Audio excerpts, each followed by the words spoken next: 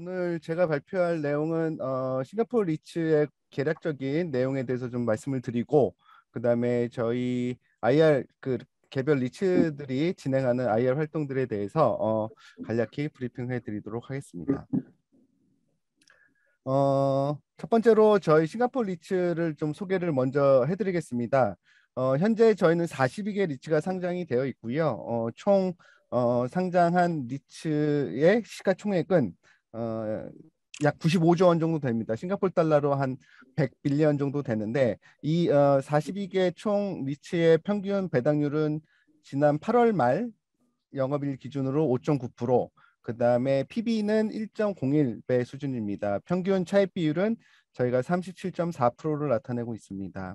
저희 그 시가총액 95조 원은 저희 싱가포르 총 시가총액의 약 12% 정도를 차지하고 있습니다. 그래서 섹터 중에서 굉장히 큰 부분을 차지하고 있고, 실제로 하루에 매매되는 거래량은 한 25%에서 30% 정도가 저희 리츠 매매로 이루어지고 있습니다. 그래서 저희 싱가포르 거래소는 리츠 섹터를 가장 중요하게 생각하는 주요 섹터 중에 하나라고 보시면 되겠습니다.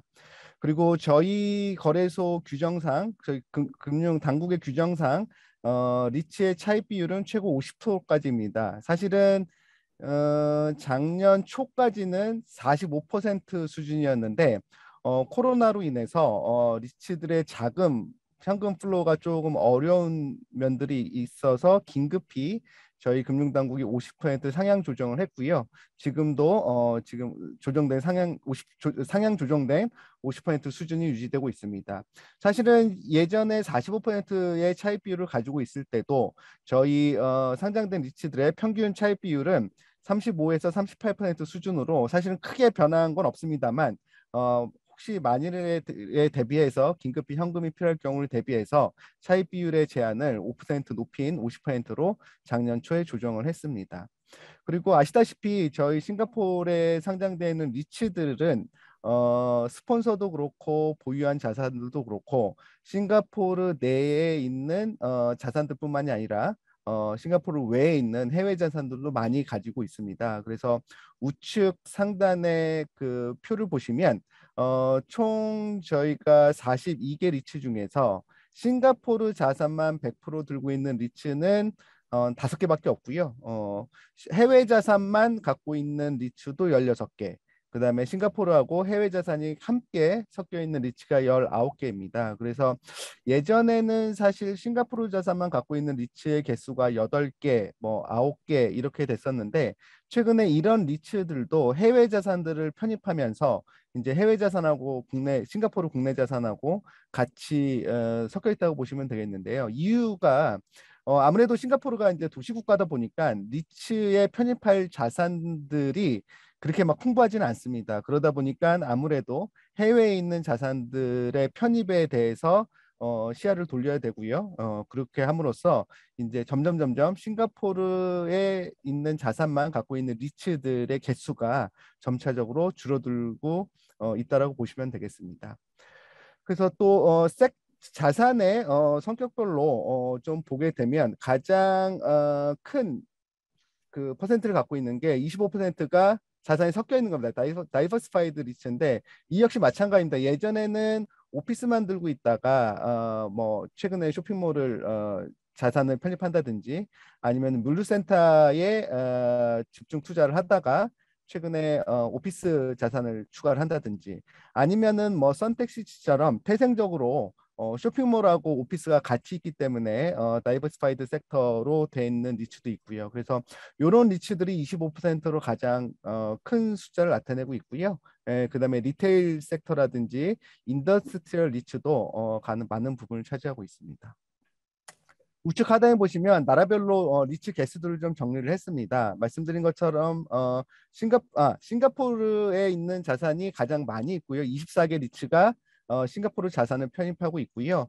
뭐 홍콩, 말레이시아, 뭐 중국 자산들 많이 편입돼 있고, 보시다시피 한국에 내 있는 자산들을 편입한 리츠도 5개나 됩니다. 예전에 뭐 대표적으로 캐펠 리츠가 서울역 근처에 있는 그 T타워를 인수를 재작년에 했고요. 그다음에 물류센터도 그렇고 그래서 리츠들이 사실 많은 리츠들이 한국 내에 있는 자산들에 대해서 관심을 많이 가지고 있습니다. 그래서 아마도 한국 내 자산들을 싱가포르 리츠가 편입하는 케이스들이 앞으로도 많이 늘어날 거라고 생각이 듭니다. 이 슬라이드의 마지막으로 저희가 숫자를 좀 보고 좌측 하단의 숫자를 보게 되면 평균 배당률 5.9%, 40개 리츠 평균 차익 비율 37.4%로 되어 있고 연평균 수익률이 과거 10년 대비 155.5%.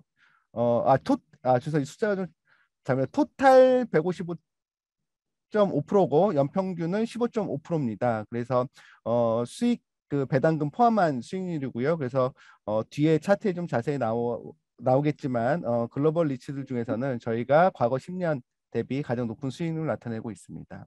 그다음에 시장 규모의 증가율도 매년 11%씩 증가되고 있습니다. 사실은 이제 신규로 자산의 가격이 올라가서 시가총액이 커질 수도 있지만 새로운 자산들을 편입해서 시가총액이 커지는 케이스가 더 많다고 보시면 될 것 같습니다.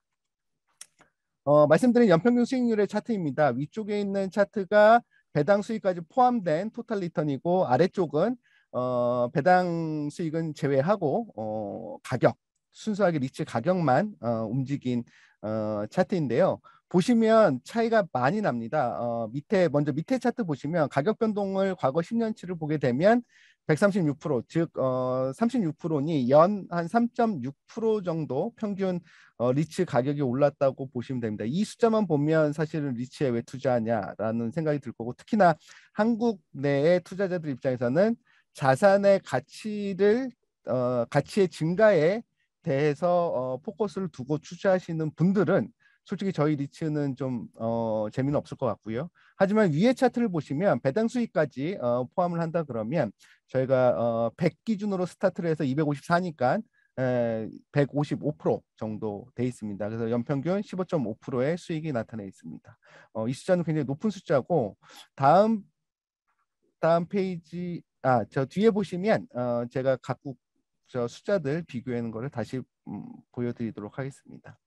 지난 8월 말 기준으로 섹터별 배당률에 대한 정보입니다. 그래서 오피스 리츠가 7.7%로 가장 높은 배당 수익률을 나타내고 있고 리테일 리츠도 6.5%의 수익률을 나타내고 있습니다. 가장 낮은 수익률을 나타내는 것은 아시다시피 이제 하스피탈리티 리츠 숙박업 쪽이죠. 요즘 워낙 안 좋기 때문에 절대 수익률 배당 수익률도 낮을 뿐더러 주가도 많이 지금 빠져 있는 상태입니다. 그래서 저희 특히나 싱가포르에 소재한 호텔들 레지던스 섹터 같은 경우는 리츠 같은 경우는 뭐 요즘 워낙 그 외국에서 오시는 분들이 많지 않기 때문에 굉장히 어려움을 겪고 있다라고 보시면 되겠습니다. 참고로 밑에서 두 번째 나 있는 스페셜라이즈드 리츠 같은 경우는 저희가 하나 그 괄호에 있는 숫자는 리츠 개수를 나타내는데 하나입니다. 그래서 이 스페셜라이즈 리츠는 저희가 캐펠 데이터 센터로서 데이터 센터 리츠라고 보시면 되겠습니다. 연 3.9%의 배당 수익을 나타냈는데 얘는 좀 다른 섹터보다 리츠 배당률이 좀 낮은 이유가 워낙 지금 자산의 가격이 올라와 있기 때문에 상대적으로 배당 수익률이 좀 낮게 보여진다고 보시면 될 것 같습니다. 시가총액하고 세컨더리 펀드레이징 뭐 증자를 통해서 얼마나 그 저희 리츠 시장이 커졌는지를 보여주는 차트입니다. 그래서 왼쪽에 있는 것들이 저희 거래소에 상장되어 있는 리츠들의 총 시가총액 그 변화 추이인데요. 2010년부터 보시면 연 10% 이상 계속 증가를 하고 있습니다. 사실은 아까 말씀드린 것처럼 여기가 이렇게 늘어나는 이유는 기존의 리츠들이 새로운 자산을 편입을 통해서 시가총액이 늘어나는 것도 있고 새로운 리츠들이 상장을 통해서 시가총액이 늘어난 두 가지 케이스라고 보시면 되겠습니다. 아까 보시는 것처럼 가격 변동은 뭐 10년 동안 약 30% 정도밖에 안 됐기 때문에 신규 자산 편입 또는 신규 리츠에 대한 저 시장 규모가 커지는 건데 엄청 많이 커졌습니다. 앞으로도 더 커질 거라고 보는데 코로나 때문에 사실은 작년 올해 좀 주춤하고 있는 상황이라고 보시면 되겠습니다. 오른쪽에는 과거 5년 동안 세컨더리 펀드레이징입니다. 그래서 꼭 증자를 통해서 어떻게 순수하게 기본 신규 상장이 아니고 기존에 상장된 리츠가 얼마나 증자했느냐인데 2016년부터 해서 쭉 늘어납니다. 그래서 2019년까지는 거의 6조 원 정도가 기존 리츠들이 증자를 통해서 신규 자산들을 매입했다고 보시면 됩니다. 2018년도에도 약 4조 원.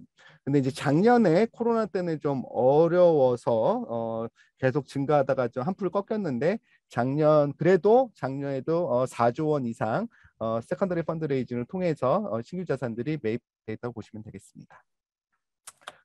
아까 말씀드린 것처럼 저희 싱가포르 리츠의 성과가 가격보다는 높은 배당 수익을 통한 저 성과를 가지고 가장 글로벌 리츠보다 좋다고 보여지는 차트입니다. 그래서 지금 4개 국가에 대한 그 성과를 보여주고 있는데 배당 수익까지 포함되어 있습니다. 그래서 기초 지수로는 저희 싱가포르 리츠는 IHG 싱가포르 토탈 리턴 지수라고 해서 저희 거래소가 발표하는 리츠 지수이고요. 미국 리츠 같은 경우는 MSCI US 리츠 인덱스를 썼었고 호주 리츠 같은 경우는 S&P에서 발표하는 리츠 인덱스, 그다음에 일본 리츠, J 리츠 같은 경우는 TSE 도쿄 스탁 익스체인지에서 발표하는 지수를 벤치마크를 했습니다.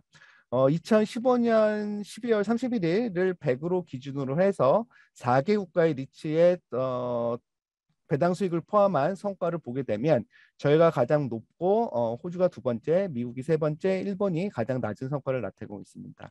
좀 특이할 부분을 보시게 되면 사실은 2019년 하반기부터 차트 가격이 쭉 내려와 있습니다. 코로나 때문에 자산이 빠진 거고 이게 회복을 하는데 엄밀히 얘기하면 저희 리츠의 회복력이 가장 좋지는 않습니다.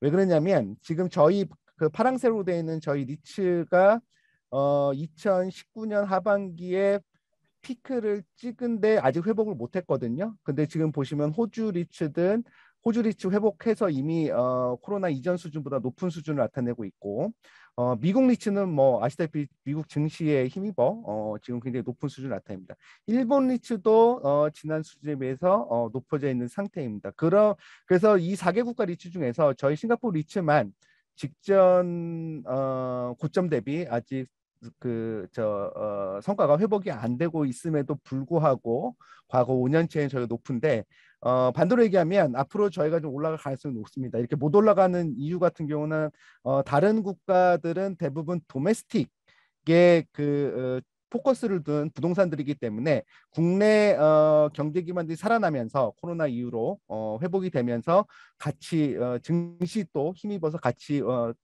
리츠의 가격이 올라갔는데 저희 싱가포르는 아직 경제가 다른 이런 큰 국가들에 비해서 살아나지 않고 있고 특히나 부동산 시장 같은 경우는 그리 아직까지도 좀 어렵기는 합니다. 그래서 다른 리츠들에 비해서는 회복하지는 못했지만 앞으로 저희도 위드 코로나 정책을 하고 있고 외부에서 들어오신 분들도 많이 지금 개방을 하고 있기 때문에 향후에는 저희가 더 성과가 더 좋지 않을까라는 생각을 할 수 있습니다. 마지막으로 저희 싱가포르 리츠 배당률 변동성 차트입니다. 그래서 당연히 배당률이 높고 변동성이 낮은 리츠가 좋겠죠. 그래서 세로로 되어 있는 차트가 배당률이고 가로로 되어 있는 차트가 변동성입니다. 그래서 왼쪽에 위쪽으로 갈수록 좋은데 지금 항생 리츠, 홍콩 리츠가 왼쪽으로 위로 가 있죠. 그래서 높기는 한데 보편적으로 보면은 저희 싱가포르 리츠가 가장 왼쪽에서 위쪽으로 가 있다고 보시면 되겠습니다. 일례로 미국 리츠라든지 호주 리츠 같은 경우는 약간 우측에 밑으로 떨어져 있습니다. 그래서 변동성도 크고 배당 수익이 낮게 돼 있다고 보시면 되겠습니다. 네, 그러면 두 번째로 저희 싱가포르 리츠들이 IR 활동들을 어떻게 하는지 간략히 소개를 해드리겠습니다. 일단 기본적으로 이 IR 활동에 대해서는 이벤트를 진행을 하고요. 그 다음에 각 리츠 회사들이 저희 본인의 사이트가 있는데 IR에 특화된 마이크로 사이트를 운영을 하고 있습니다. 그리고 기타 여러 가지 IR 활동들을 하고 있습니다. 일단 이벤트를 어떻게 진행을 하는지 좀 소개를 시켜드리겠습니다. 그래서 보통 이벤트는 외부 기관들이 주관하는 행사가 있고 각 리츠들이 자체적으로 주관하는 행사들이 있습니다. 그래서 이런 행사 일정들이 쭉 미래에 계속 나와 있고요. 이런 일정들을 가지고 어떤 이벤트에 참여할지 확정을 하게 됩니다. 그래서 확정을 한 다음에 그 행사에 그 청중이 참여하시는 분들이 어떤 분들이냐? 실제로 이제 아직 투자는 하고 있지 않은데 잠재적인 기관 투자자냐, 아니면 기존에 투자하고 계신 분들이냐, 아니면 또는 또 개인 투자자냐, 이렇게 좀 구별을 해서 참여 고객을 확인하게 되고요. 그런 참여 고객의 타입에 따라서 IR 자료를 최적화를 시킵니다. 그래서 실제로 이벤트 진행을 할 때 발표하고 Q&A를 진행을 하는데요. 이 부분에 대해서 좀 더 자세히 살펴보도록 하겠습니다. 일정 확인을 하고 저 참여 결정을 하시게 되는데 보통 리츠들이 외부 주관 행사는 크게 두 가지로 나뉩니다. 거래소, 저희 싱가포르 거래소라든지 싱가포르 리츠 협회와 같은 어떤 상업적인 기관이 아니고 이런 유관기관, 뭐 정부기관일 수도 있고 이런 유관기관들이 주관하는 코퍼레이트 데이가 있습니다. 그래서 저희 42개 리츠 중에서 42개 모두 참여는 당연히 일정도 불가하고 그런 행사도 진행하기 어렵고, 그래서 보통 뭐 적으면 5개, 6개, 많으면 한 10개 정도의 리츠들을 초대를 해서 주기적으로 정기적으로 코퍼레이트 데이를 진행을 합니다. 두 번째로는 투자은행, 인베스트먼트 뱅크 또는 이제 브로커들, 증권회사들이 증권회사 같이 상업기관들이 주관하는 콥데이 또는 NDR을 진행을 합니다. 그래서 코퍼레이트 데이 같은 게 말씀 똑같이 뭐 5개에서 10개 정도 기업들을 초대해서 진행을 하고, 당연히 투자은행이라든지 브로커분들이 진행을 하게 되면 참여하신 분들의 개인 투자자라든지 거액자산가들이 포함이 될 수 있고요. 그다음에 거래소라든지 리츠 협회가 진행하는 것들은 뭐 거의 대부분이 기관 투자자 대상으로 행사를 진행한다고 보시면 되겠습니다.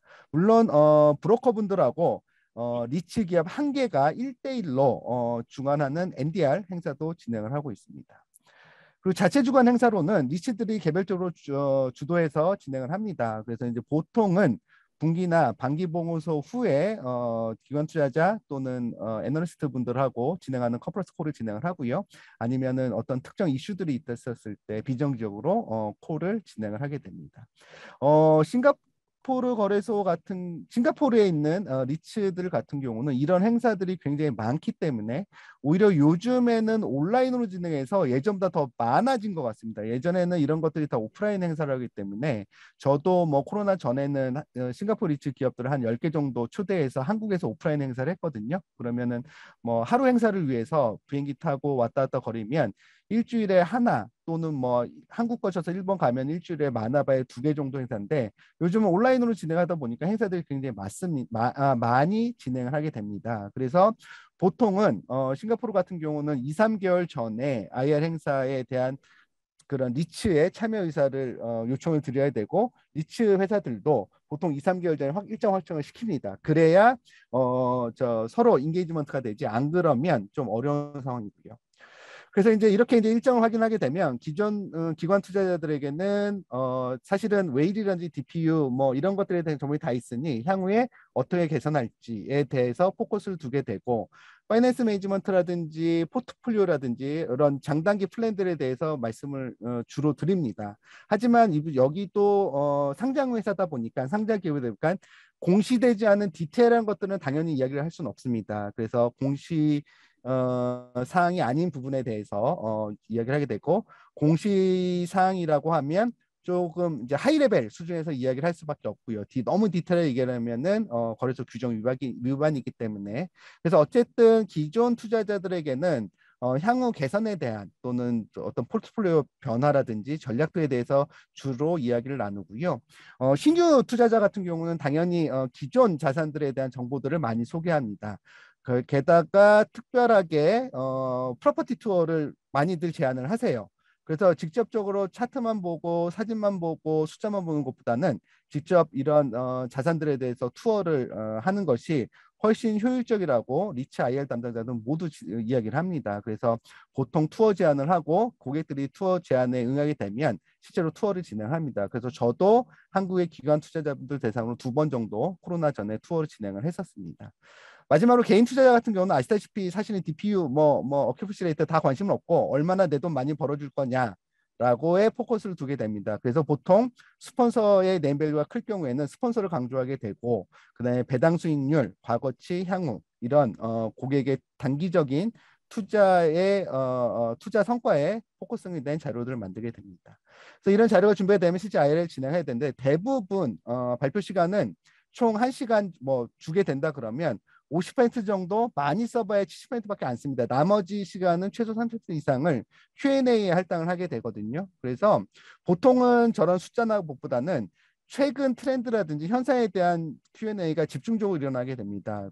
최근에는 당연히 코로나 상황에 대한 것들, 그다음에 이 허스피탈리티 숙박업 섹터 같은 경우는 향후 전망들에 대한 궁금증이 굉장히 많거든요. 정부 보조금도 궁금하고 그래서 보통은 Q&A 세션에서 중요한 것들에 대한 질의응답이 많이 나오고 리츠 담당자분들도 그 시간에 자료에 쓸 수 없는 이야기를 많이 해주는 편이라고 보시면 되겠습니다.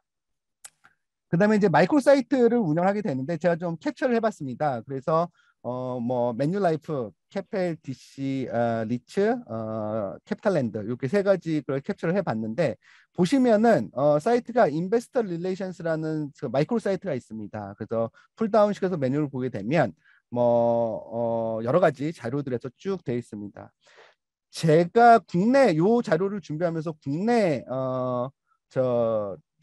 리츠 회사들의 홈페이지에 한번 들어가 봤거든요. 그런데 조금 심각한 수준으로 정보 제공을 안 해주고 있더라고요. 심지어는 자산의 사진도 없는 회사들도 있습니다. 그래서 아무래도 요즘 같은 비대면 시기에는 홈페이지들을 잘 활용을 해야 되지 않을까, 안아야 되지 않을까라는 생각이 듭니다. 조금 있다가 샘플 하나 사이트 열어서 좀 보여드리도록 하겠습니다. 그리고 이제 기타 IR 활동으로는 당연히 컨퍼런스 콜을 진행을 하죠. 투자자, 애널리스트, 리서처 분들하고 진행을 하고 1대1 미팅 진행합니다. 아마 한국 분들이랑 안 하는 것들이 2가지가 프로퍼티 투어하고 이메일 블라스터라고 보시면 되겠습니다. 싱가포르에 있는 리츠의 모든 회사들은 이메일을 수집해서 모든 이슈들이라든지 레포트가 발간된다든지 분기보수가 나갈 때 이메일을 통해서 1차적으로 발송을 하게 되고요. 말씀드린 것처럼 신규 투자자들 경우에는 기존 자산의 프로퍼티 투어를 하게 되고 기존 자산에 대해 기존 투자자들도 신규 자산을 편입 예정이거나 편입을 하게 된다 그러면 그 자산에서 프로퍼티 투어를 하게 됩니다. 아무래도 물건을 직접 보여주는 게 가장 중요하다고 생각을 하고 있고요. 최근에는 코로나 때문에 프로퍼티 투어가 어렵습니다. 그래서 웬만한 또 그 리츠 회사들은 홈페이지에 다 동영상을 올려놓습니다. 실제 사진보다는 동영상을 보여줌으로써 어떤 것들이 있고 어떤 퍼실리티를 이용하는지를 볼 수가 있거든요. 그래서 이 부분도 다른 홈페이지 사이트를 하나 열어드려서 보여드리도록 하겠습니다. 그리고 최근에 사실은 싱가포르 IR 트렌드는 ESG입니다. 그래서 거버넌스라든지 인바이러먼트 관련된 자료들을 적극적으로 활용을 하고 홈페이지에 올려놓고 IR 레포트에 나와 있고 큰 리츠 같은 경우는 거버넌스 또는 서스테이너빌리티 레포트를 별도로 발간을 하고 있습니다.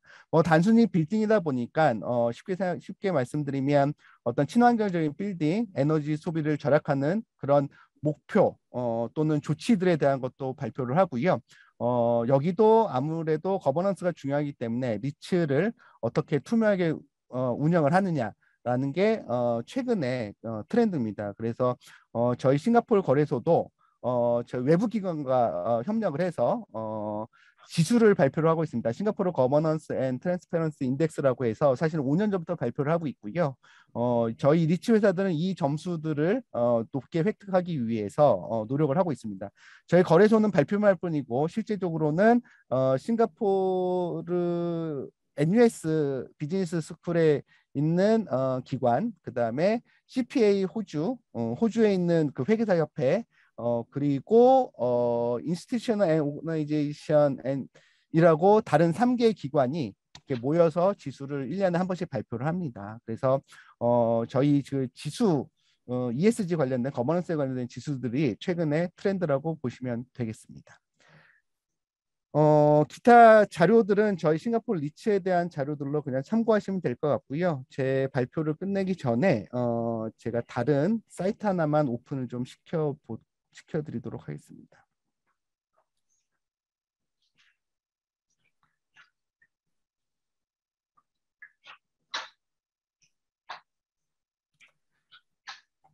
보이시죠? 요게 이제 맨유라이프의 리츠 사이트입니다. 그래서 말씀드린 것처럼 인베스트 릴레이션십이라는 마이크로 사이트가 있고요. 여기 보시면 기본적으로 스탁 정보가 나와 있습니다. 당연히 투자자들은 주식 투자를 해야 되기 때문에 주가 정보가 필요하죠.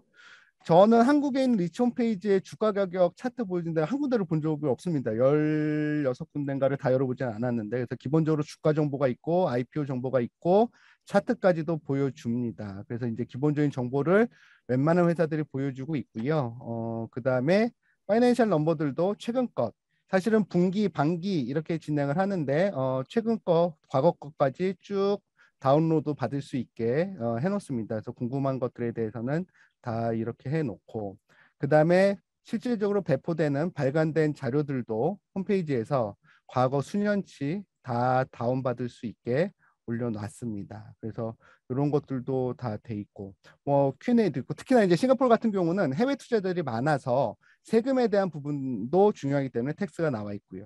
이게 비단 이 매뉴라이프만 있는 게 아니고 캐펠 DC도 IR 마이크로 사이트가 있고 비슷한 흐름으로 다 나와 있습니다.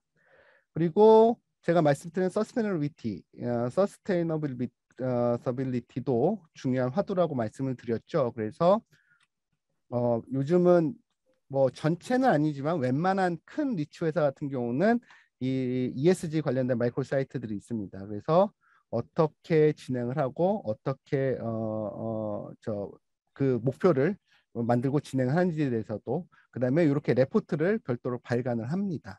그래서 요즘은 이런 게 다 화두로 돼 있어서 ESG가 아니면 앞으로는 더 어려울 것 같아서 그렇게 돼 있고, 여기 캐펠 DC도 서스테이너빌리티가 별도로 돼 있고 관련된 정보들을 제공하고 있습니다. 마지막으로 자산, 아까 포트폴리오에 대해서 자산들에 대해서 설명을 하는데 사실 다 방문을 할 수는 없거든요. 그리고 뭐 변하는 것들에 대해서 계속 볼 수는 없기 때문에, 그래서 보통은 이렇게 동영상들을 만들어 놓습니다. 그래서 보통 이렇게 홍보 동영상일 수도 있지만 그래도 어떤 사진으로 보고 그냥 말로 보는 것보다는 그래도 동영상을 보여주고 안에 있는 자산들도 간접적으로 볼 수 있게 진행을 해주면 훨씬 더 좋을 거라고, 특히나 요즘 코로나 세대 시기에는 더 좋을 거라고 보시면 되겠습니다.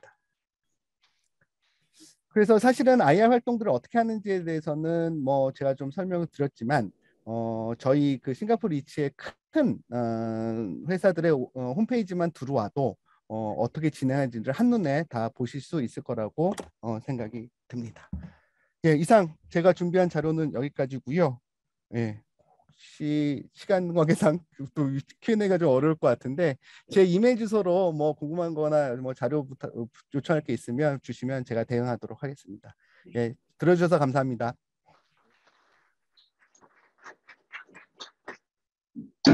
예전 같으면은 이제 비행기를 이렇게 좀 모셔다가 이렇게 들으려면 엄청난 비용과 이런 게 있는데 코로나 때문에 사실은 이런 뭐 여러 기술들이 발달하다 보니까 아주 귀한 그 발표 시간을 저희가 들은 것 같습니다. 다시 한번 우리 발표해 주신 이준원 대표님께 박수 한번 좀 보내드리도록 하겠습니다. 감사합니다.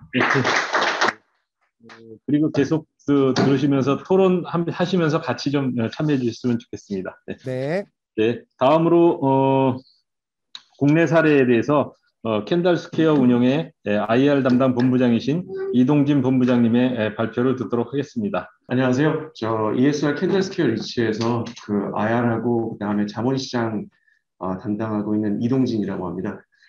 오늘 이렇게 발표할 수 있는 기회와 자리 마련해 주셔서 감사하고요. 제가 지금 일단 IR을 하고 자본시장 갖다가 혼자서 담당하고 있어갖고 자료를 갖다 따로 준비 좀 하지 못한 점 미리 양해를 좀 구하겠습니다. 제가 사실 이 캔달스퀘어 리치 운영의 IR 담당으로 조인하게 된 거는 올해 3월이고요. 2005년부터 저는 사실 지난 1월 달까지 외국계 증권회사에서 계속 주식 기관 영업을 했습니다. 크리어 스페셜리스트였고, 주식 기관 영업이 저희는 이제 에코리 세일즈라고 부르는데, 에코리 세일즈가 이제 기본적으로 브로커리지, 증권사 브로커리지 비즈니스 아래서 리서치 세일즈였죠. 한국에 있는 이제 기존에 이제 리서치를 갖다가 파는 업무였는데, 대상들은 이제 해외 기관입니다. 해외 뮤추얼 펀드하고 그다음에 헤지 펀드들이 제 고객이었고, 기본적으로 한국에 있는 스페셜리스트 세일즈들이 하는 역할은 삼성전자 같이 커버가 많이 되는 종목은 괜찮지만, 여타 이제 시총이 작아가지고서 커버가 안 되는 종목들을 갖다가 주로 발굴하거나 아니면 기업 탐방 요청이 있을 때 해외에 있는 이제 기관 투자자분들한테 뭐 소개를 하거나 아니면은 공부를 해가지고 파는 역할이었거든요. 그래서 조금 특이하게 사실 저희 이제 캔들 스퀘어 같은 경우는 서울에서 2014년에 시작합니다. 2014년에 남선호 대표하고 강지현 전무 두 분이 파트너십을 이제 시작하셨는데, 처음에 저희 IR 자리를 구할 때 주로 아마 기존 다른 리치들은 프로덕트를 하시던 분들이 올라가셨을 거예요. 뭐 부동산에 있어서는 저하고 비교도 안 되게 깊이 있는 지식들이 있으시고, 그다음에 저 같은 경우는 대신 이제 시장 쪽에 훨씬 더 친화적이었고, 사실 제가 보통 연에 한 탐방이랑 기업들을 갖다가 만나 뵙게 되는 게 많이 다녔을 때는 뭐 1년에 한 100군데 이상씩 뵙고, 이제 정리해가지고서는 외국인 투자가들하고 이야기를 하면서 한국 회사들 다 주식을 갖다가 영업을 해왔는데요.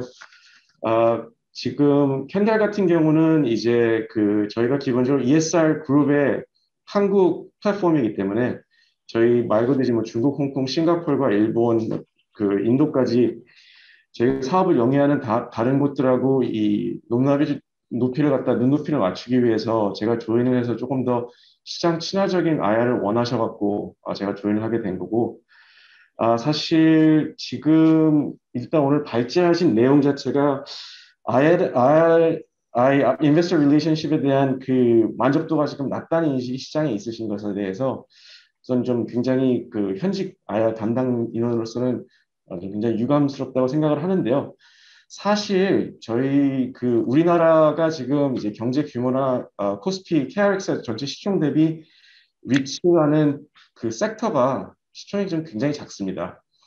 그리고 반대로 주식을 투자하는 주식 투자자 입장에서는 시총이 모든 것이기 때문에 펀드 매니저나 아니면은 주식을 투자하시는 분 입장에서는 똑같은 1시간을 이용해서 공부를 한다면, 보통은 이제 특히나 기관 매니저일수록 본인의 이제 퍼포먼스나 벤치마크하고 더 중요한 대형주들을 공부하게 되죠. 결국은 이제 나중에 이제 저 뒤에 가서 말씀을 드리겠지만, 시장 참여자들의 관심을 유도하는 방법은 사실 자본시장에서는 자본의 시총이 커지는 게 가장 급선무고요. 그리고 그게 비단 이 니치 섹터 같이 현재 작아서 사실 갖고 있는 많은 인베스터 릴레이션의 한계점이 저는 꼭 이게 지금 비단 리치만의 문제는 아닌 것 같아요. 왜냐하면 이게 바이오 섹터도 그랬고 수많은 섹터들이 사실 초창기에는 똑같은 IR의 한계점을 갖고 있습니다.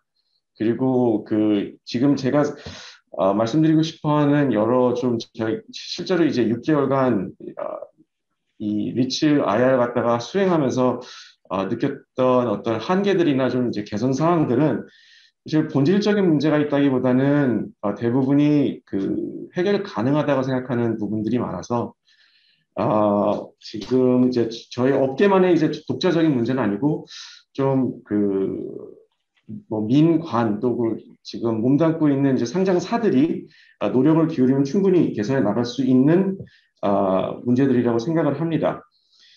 기본적으로 이제 IR 뭐 더 잘 아시겠지만 저희는 회사 내에 있지만 주식시장에서 주식회사에서 주인은 이제 주주들입니다. 그래서 기본적으로 IR은 주주분들에게 대답을 하기 위해 회사 안에 앉아 있는 거고요.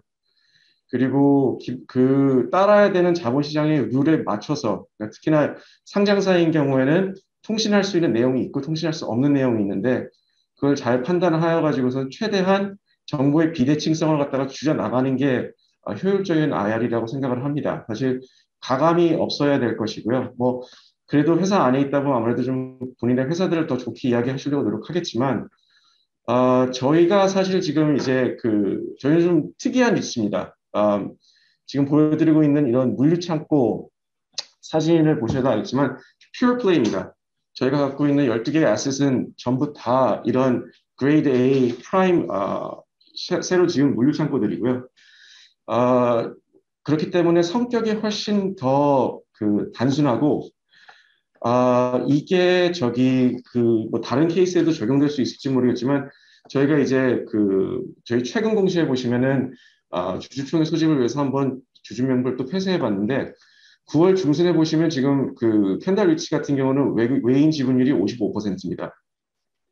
제가 볼 때 와이즈 FN 같은데 지금 수치가 지금 정확히 반영이 안 되고 있어서 네이버 같은 것들은 좀 틀리게 나오는 것 같은데요.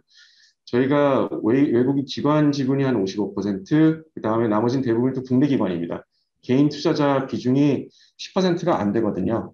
그래서 전체 1억 4천만 주 정도가 상장되어 있는데 50% 이상이 외국인 주주라는 이야기는 사실 제가 하는 또 실제 업무의 대부분은 외국인 투자자들을 갖다 응대하는 일입니다.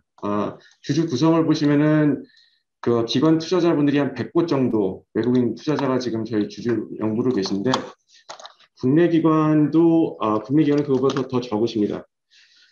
그래서 실제로 제 서비스를 갖다가 저하고 제 업데이트를 필요로 하는 분들이 충분히 지금 소화를 할 수 있는 수준인데, 사실 이게 커져 나간다면 이제 조금 더 기계적이고 또 효율적인 방안을 갖다가 찾아야 된다고 저희도 분명히 느끼고 있고요. 조금 전에 이준원 대표님께서 이제 말씀을 하실 때 홈페이지를 말씀하시는데, 맞습니다. 그래서 지금 저희가 벤치마크를 삼고 있는 거는 아시아 영내에서는 선진 시장 중에 하나인 일본에 저희 같은 퓨어플레이로 니폰 프롤로지스하고 GLP, 제이위츠 같은 경우가 상장되어 있는데요.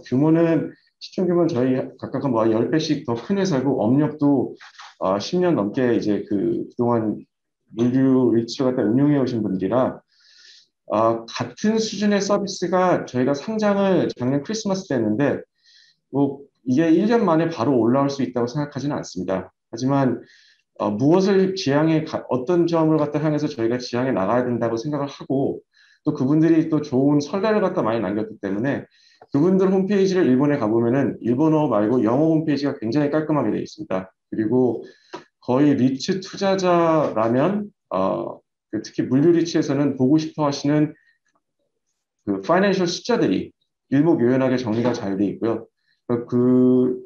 내용들을 또 굉장히 체계적으로 항상 주기적으로 잘 업데이트를 하고 있습니다. 그래서 제가 올해 이 자리를 맡은 이후로 저희도 이런 개선해야 될 부분들이 분명히 있음을 알고, 그래서 이제 투자자분들에게 더 좋은 정보를 더 빠르게 그리고 정확하게 제공해드리기 위해서 개편 작업을 갖다가 하고 있고요. 그리고 또 아까 언급해 주셨지만 사실 저희는 상장할 때부터 저희 모든 자산을 다 비디오 촬영을 해가지고서는 자산별 모든 소개를 갖다 좀 IPO 당시에도 이미 준비를 했습니다. 근데 이 모든 것을 갖다가 다 한 번에 이룩할 수는 없고 좀 하나씩 차근차근 풀어나가야 되는데, 실제로 업무를 해보면서 이제 조금 가장 어려움을 겪는 것이, 지금 보시면은 제 자료가 지금 8월 자료인데요. 저 8월 자료에 이 안에 담겨 있는 내용들은 사실 저희 5월 31일 마감한 공시 내용입니다. 벌써 지금 저희가 10월 달에 접어들고 있는데, 투자자분들은 지금 4개월 전 자료들을 갖다 제공받고 계속 업데이트를 드릴 수밖에 없거든요. 그럼 명백하게 이제 저희가 지금 한국 주식 시장에 상장돼 있고 자본시장법을 따라야 하기 때문에 상장사는 사실 공시로 이야기해야 됩니다. 이게 그 모든 걸 갖다 공시를 통해서만 정보가 나가야 되는데, 저희 주가 차트가 있으면 좋을 텐데, 저희 주가가 정확하게 6월 말까지 좋은 상승 곡선을 그리다가, 7월 달부터 지금 하향세를 갖다 보이면서, 개인적으로 저는 굉장히 좀 어려운 시간을 보내고 있는데요. 그, 제일 컸던 이유는 이제 그 시장에 저희가 공시해 드릴 수 없었던 이제 유증에 관한 소문들, 이런 일들에 대해서 이제 한국에서는 시스템적으로 저희가 대응할 수 있는 방법은 이제 풍문에 대한 공시, 미확정 공시, 이 정도밖에 설명을 드릴 수 없거든요. 하지만 실제 기업 가치는 이미 그 모든 걸 갖다 다 반영하고 디스카운트를 해버립니다. 이런 부분에 있어서 이제 외국 같은 경우에 좀 어떻게 대응을 할 수 있는지 그 선례를 보면은 사실 홍콩 같은 증시에서는 유상 증자가 이렇게 길게 시간이 걸리지 않습니다. 혹 있다가 하더라도요. 보통의 그냥 그 IPO 프로세스는 굉장히 thorough하고 조금 더 그 due diligence가 엄격하지만 사실 rights offering이나 아니면 그냥 단순한 이 capital raising 자체는 굉장히 짧은 시간 안에 일어납니다. 네, 저희 내부적으로 지금 미확정 공시이기 때문에 이제 스터디를 해보고 한국 시장을 파악해보면서 느낀 점은 일단 굉장히 이제 투자자들에게는 좋은 면이 있는 것이 한국은 증시에 상장되기 위해서는 굉장히 관에서 꼼꼼하게 봐주십니다. 그래서 그 면에 있어서는 사실 이게 동전의 양면처럼 시간은 걸렸지만 저는 오히려 한국에 지금 상장되는 리츠들이 굉장히 건실하다고 보고요. 이거는 검증을 갖다가 사실상 해외에 있는 리츠들보다 아마 유증하시는 프로세스부터 IPO 프로세스가 한국이 훨씬 더 엄한 잣대로 그리고 또 꼼꼼하게 봐주시기 때문에 분명히 퀄리티에 있어서는 더 좋은 면이 있다고 생각을 하는데, 근데 이제 일반 자본시장에서 사용하시는 이제 유증의 기법과 리츠는 조금 다르게, 리츠는 저희 태생이 사실 부동산이고, 그리고 실제는 이 OTC 거래가 많이 일어나는 부동산 쪽입니다. 근데 이게 완전히 정보가 공개되어 있고, 그 거래가 되는 캐피털 마켓에 들어가가지고 주식시장에서 거래가 되면 요 부분이 얼마만큼 이 한쪽에서는 OTC를 일어나야 되는 거래와 여기서는 하루하루 정보가 정말 빠르게 움직이는 시장에서 하지만 저희 경제적 실체는 조금 더 어떻게 보면 정보의 공개가 덜 되어 있고 정보 공개가 좀 어려운 시장이 두 군데가 만나면서 생기는 불협화음인 것 같아갖고 그 부분은 뭐 제가 볼 때 리츠 섹터 자체 아니면 많은 리츠사들이 나타나면서 오히려 비즈니스 프랙티스가 유증이 많아지다 보면은 뭐 좀 개선이 될 수 있을 것 같고요. 그 다음에 사실 나머지 정보 공유에 있어서 사실 이제 블룸버그 기계를 사용하시면은 블룸버그 같은 곳에 보시면 이제 일본 리츠 같은 경우에 굉장히 정보가 잘 일목요연하게 정리돼서 어디서 긁어오시는 모르겠는데 그 데이터 소스를 보면은 일본 리츠 협회신 것 같기도 하고 아니면은 일본의 거래소에서 정보를 갖다가 모아서 취합하셔서 뿌리는 건지 모르겠지만 블룸버그 단말기에는 일본은 거의 월 단위로 캡 레이트하고 공정 가치가 다 공시가 됩니다.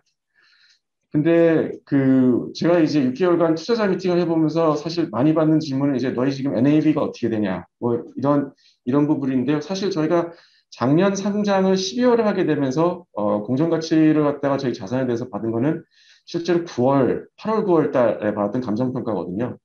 그 이후로 받았던 적이 없기 때문에 그리고 한국에서는 어떠한 제도적으로 이걸 요구하는 부분이 없어서 저희가 만약 공정 가치를 다시 받게 되고 저희 밸런스시트를 건드린다면 그리고 특히나 올해같이 이제 굉장히 물류 창고들이나 이런 물류 창고들의 가격이 많이 오른 상태에서는 한국에서는 저희가 이제 배당으로 바로 이어집니다. 이게 뭐 자산 재평가가 되면은 배당을 해드려야 되는 부분이 있어서 제가 조금 더 시간이 있었으면 깊이 보았을 때 제가 볼 때는 다른 나라들에서는 이 자산재 평가를 기업이 자의적으로 해서 올리더라도 그 부분에 대해서는 캐시가 있지 않은 것은 배당 안 하셔도 되거든요. 그러니까 저희는 사실 고민을 했던 게 그러면은 선진 사례를 들여와서 자산을 스스로 재평가 간평을 1년에 한 번씩 다시 받고 그걸 그럼 주석사항으로 투자자들을 위해서 좀 공개하는 게 어떨까를 내부적으로 논의해봐서 지금 고민을 하고 있는 부분인데요.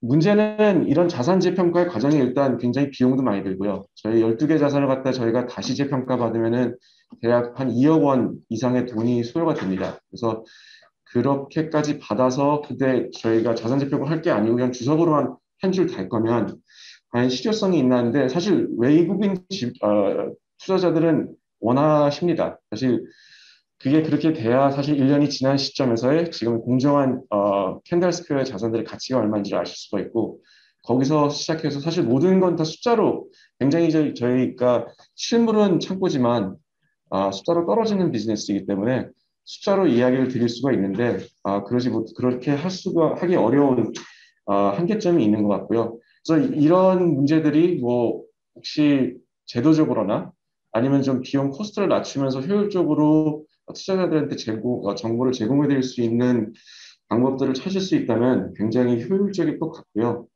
그 다음에 그런 투자자들이 많이 보는 뭐 한국에서는 그게 체크 단말기를 이용하시는 체크든 아니면 그걸 통해서 이제 일반 개인들도 사용하는 MTS나 HTS 시스템에 그런 정보들이 제공될 수 있도록 저희가 이제 상장 리츠들이 정보 제공을 갖다가 어떤 통일된 창구로 좀 업로드할 수 있다면 그렇다면 투자자들이 좀 일목요연하게 그 숫자들을 갖다가 빠르게 비교하거나 좀 보실 수 있어서 굉장히 좋을 것 같은데 그런 부분들이 뭐 충분히 개선될 수 있다고 생각을 합니다. 이게 다 불가능한 부분들이 아니라서요.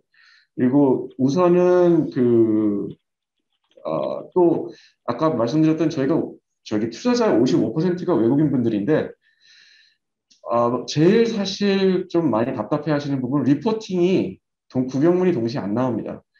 저희가 지금 5월 31일 저희가 1년에 이제 피스컬 이어가 2번 끝납니다. 5월 31일 그리고 11월 말에 끝나는데 5월 말에 끝난 저희 사업 보고서가 8월 말에 공시가 됐거든요. 8월 말에 공시된 다음에 결국 저희 그냥 사비로 한 120페이지 되는 걸 갖다가 그냥 일반 번역사한테 맡겨서 이제 영문 번역을 준비했는데 이분들도 리치가 전문이 아니시고 그다음에 회계 전문가가 아니시다 보니까 이 받은 걸 또 검수하는 과정이 사실 더 걸렸습니다. 일일이 제가 다 검수를 해갖고 이제 거기다 디스클레이머를 붙여야 되고요. 이거는 지금 저희 우리나라 어떤 공식 시스템에 장식을 올린 게 아니라 서비스 차원에서 그냥 당사가 준비해서 드리는 거라 거기에 대한 디스클레이머 준비 결국 한 2주 정도 시간이 더 걸려서 나가게 되면은 거기서도 벌써 저희 대주주들도 있고 주요 제일 큰 부분을 차지하는 외국인 투자자들은 2주 늦게 같은 정보를 갖다 받으시게 되는 거죠.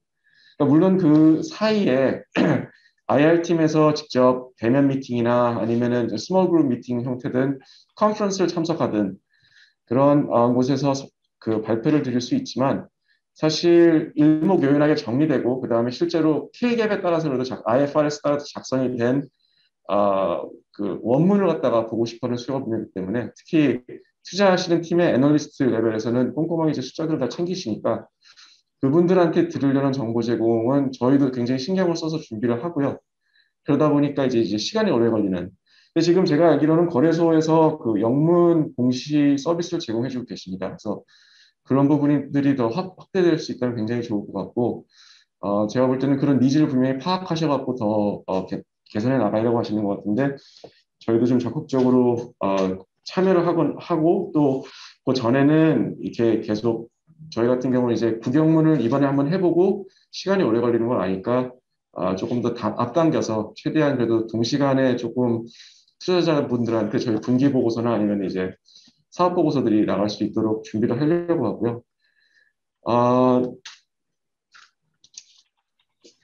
또 지금 해외에서 저희가 이제 지금 목표를 두고 또 이렇게 따라가고 싶어하는 일본의 선진 사례들에서 보면은 아까 얼핏 저기 투어를 말씀하셨는데 사실 저희는 기관 투자자 대상으로 저희 물건들에 대해서 굉장히 오픈하고 투어를 갖다가 많이 해드립니다, 실제로.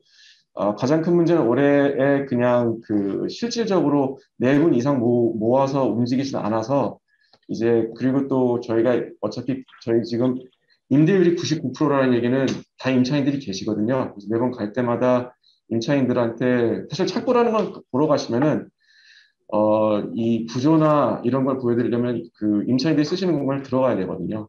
그렇다면 매번 양해를 구하고 들어가야 되는 부분이라 그런 부분이 이제 회사가 저희가 이제 프로토콜을 만들어 가지고 아예 조금 더 저희한테 프렌들리한 임차인들이 계신 곳에 연 몇 번을 갖다 방문하겠다고 이제 내년부터 좀 말씀드리고 방문을 하려고 하고 그다음 그것이 안 되는 것에 대해서는 저희는 지금 업체가 있습니다. 저희 영상 제작 업체가 있어서 드론과 그 다음에 이 임차인이 들어오기 전에 비어 있었을 때 상태.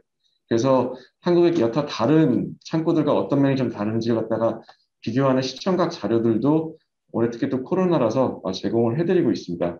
그런데 이런 것들, 이런 부분들이 그 홈페이지에 그냥 올려버리거나 하면 가장 문제가 되는 이제 그 지적재산권이라든지 아니면은 그 임차인의 노출을 원하지 않으시는 뭐 컨센트를 다 얻고 해야 되는 부분이기 때문에 이런 부분들도 또 분명히 또 그냥 일방적으로 저희가 공개를 제공해드리기에는 또 실무적으로는 어려움이 있습니다. 그래서 하나씩 풀어나가고 그다음에 그 풀어나갈 때마다 인력과 리소스가 계속 필요하고요.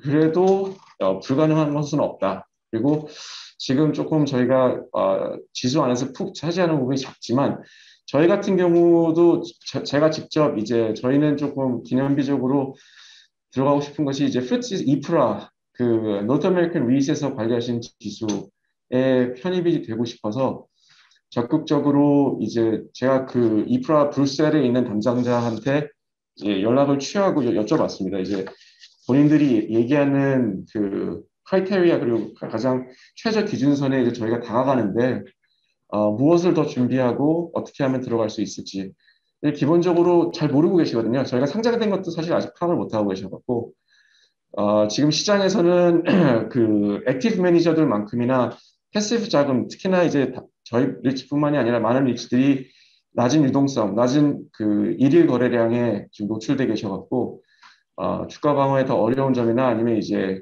사실 리츠를 갖다 상장시킬 때 강한 그 마케팅 포인트 중에 하나인 부동산이 동산화될 수 있는 거래가 좀 더 자유로운 그 한계를 갖다가 오히려 또 발목을 스스로 죄는 모습이어갖고 그런 부분들이 좀 개선하는 데는 사실 그 패시브 자금의 유입이 굉장히 유효합니다. 그리고 저희 주주 중에서는 뭐 발빠르게 그걸 파악하고 편입하고 계시는 데도 있고요. 근데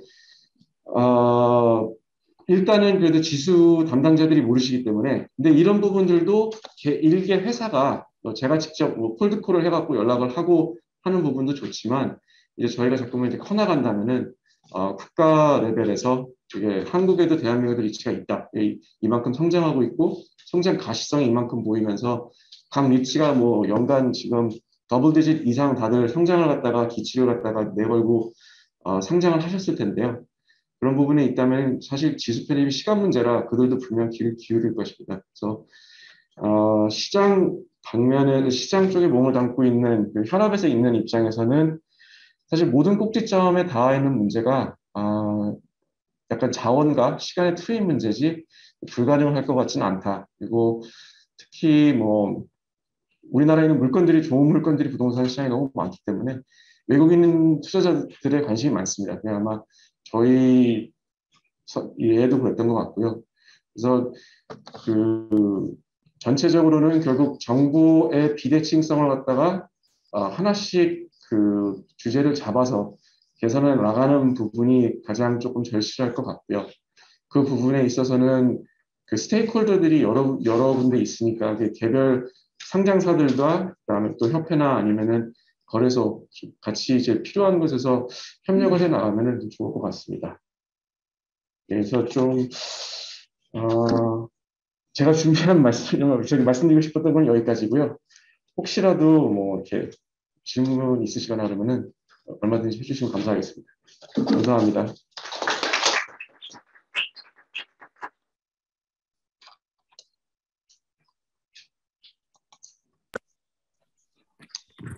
예, 두 분 발표 잘 들었습니다. 다음으로는 토론 및 질의응답 시간이 되겠습니다. 먼저 두 분의 지명 토론을 듣도록 하겠습니다. 먼저 멀리 일본에서 지명 토론을 해주실 DWS 자산운용의 아시아 태평양 대체투자 리서치의 김현우 부장님의 토론을 듣도록 하겠습니다. 시간 관계상 10분 내로 토론 부탁드리겠습니다. 예, 감사합니다. DWS 자산운용의 김현우라고 합니다.